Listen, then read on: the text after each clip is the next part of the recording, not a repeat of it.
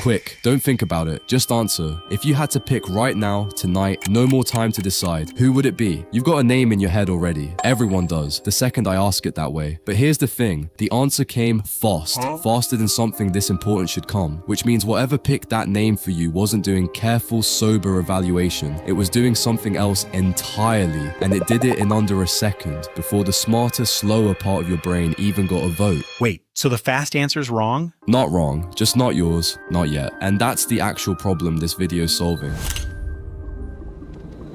Here's how most guys try to answer who's best for me. They build a mental scoreboard. She's funny, point. She's ambitious, point. Good with my friends, point. Great in bed, obviously a point. Whoever scores highest wins, right? Except the scoreboard was never actually running anything. It's a story you tell yourself after the fact to justify a decision your nervous system already made. And the thing deciding who wins isn't kindness or consistency or how she makes you feel safe. It's whoever just pulled away. Not whoever treats you best, but whoever went quiet last. Whoever took an hour longer to text back this week than last week. Your brain reads that gap as a problem that needs solving, and solving it feels exactly like caring, more than you've cared about anything in months. It isn't. It's your nervous system chasing a moving target and calling it love. Hold on. So you're saying the scoreboard's fake? I built mine off actual stuff. She's kind, she's driven, she wants kids someday.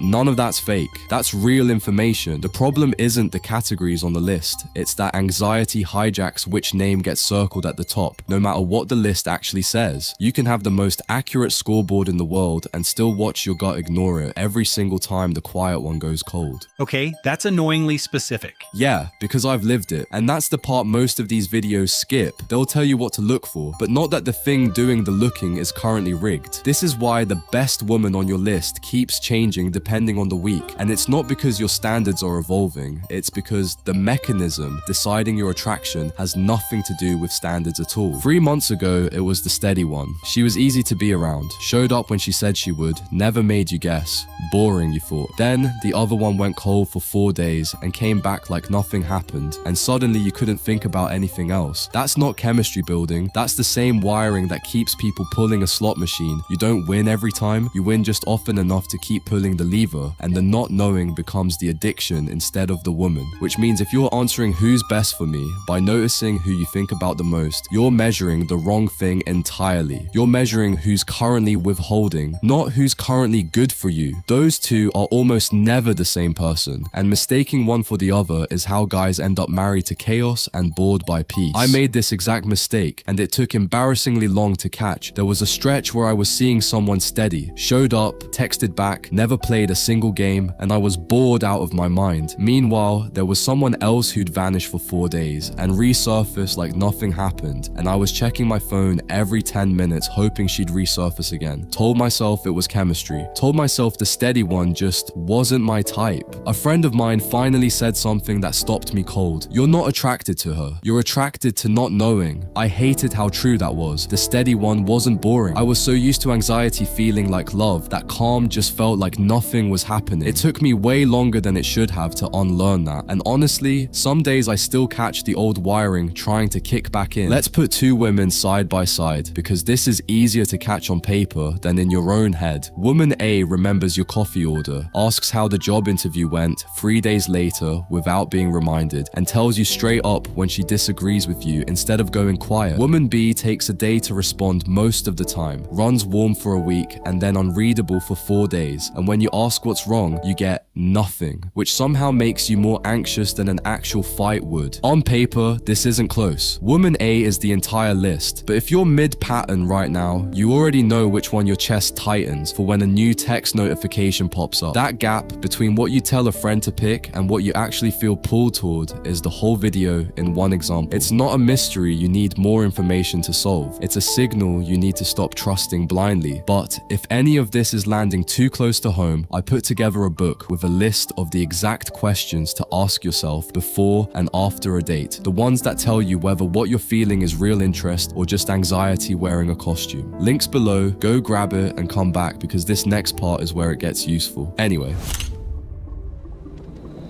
Stop watching how she treats you on the big occasions. Birthdays, anniversaries, the grand gesture stuff. Anyone can show up for those. They're rare and high visibility, and everyone's on their best behavior. Watch how she treats you in the small low stakes moments nobody's grading. How does she react when you cancel plans because you're actually just tired? What happens when you disagree with her about something tiny? Where to eat? What to watch? Whose turn it is to drive? Does she get curious about your reasoning, or does she go cold until you fold and apologize for having an opinion?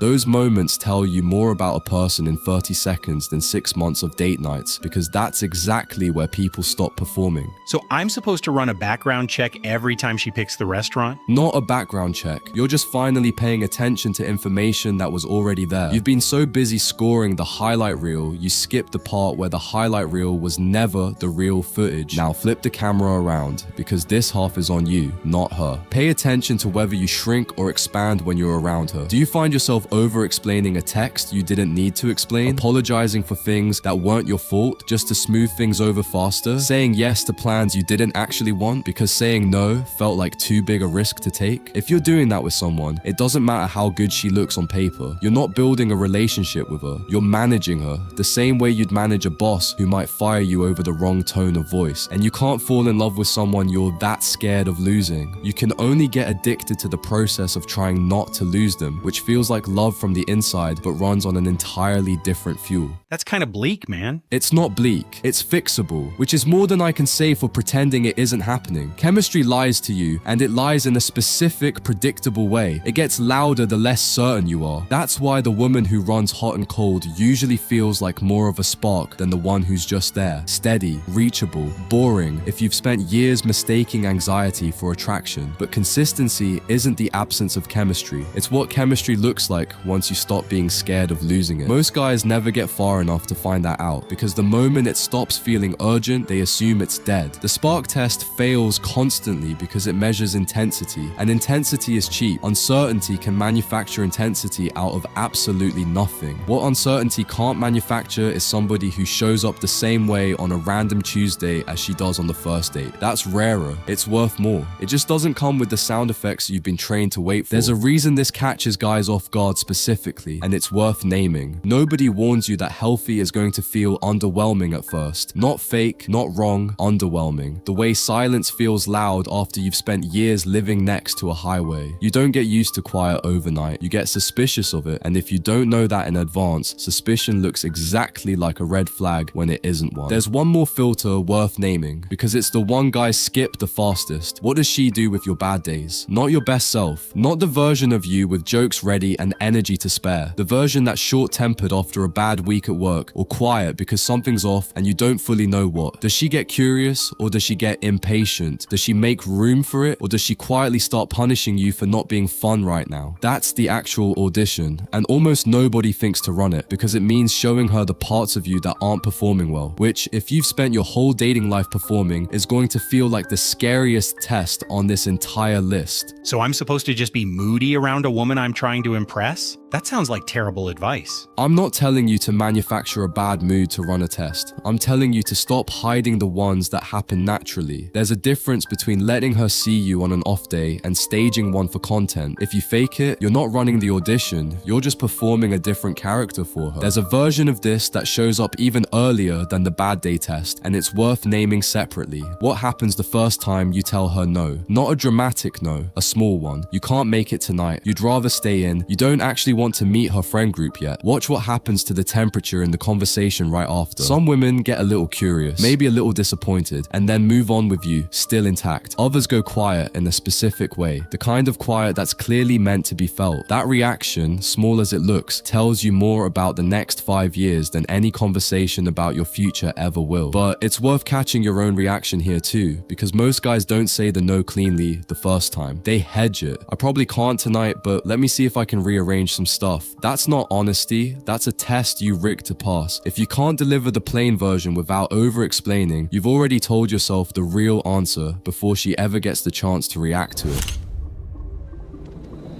Here's the order almost everyone gets backwards. You can't accurately evaluate a woman while your sense of your own worth is still wired to her opinion of you. If her mood decides whether you had a good day, you're not choosing her. You're auditioning for her, and every signal you think you're reading is filtered through whether you passed the audition today. That's why guys stay in the wrong relationship for years without seeing it. And it's also why other guys walk away from someone genuinely good, because she didn't give them enough uncertainty to feel like a challenge worth chasing. Fix the compass before you trust the reading. Otherwise, you're not choosing between women. You're just handing the decision to whoever's currently withholding, dressed up as free will. Okay, but how though? You can't just decide one day to stop caring what she thinks. You're right, you can't flip it off, but you can catch it in the act every single time it fires, and that's where it actually starts to loosen. Catch what exactly? Like, what does that even look like in the moment? It looks like noticing the exact second your mood shifts because of a text and asking why before you act on it. Not journaling about your childhood, just a 2-second pause between the phone lighting up and you typing a reply. That pause is where the whole thing either runs on autopilot or doesn't. Most guys never install it, so the autopilot wins every time by default. The pause gets easier once you know what you're actually pausing for. You're not deciding what to text back. You're catching the vote before it casts itself, noticing that the mood swing, the spike of relief when she finally answers, the flash of dread when she doesn't, is the pattern operating exactly as designed, not new information about her. Name it in your head the moment it happens. There's the vote, and it loses a piece of its grip every single time. Not all of it, a piece. That's the whole game.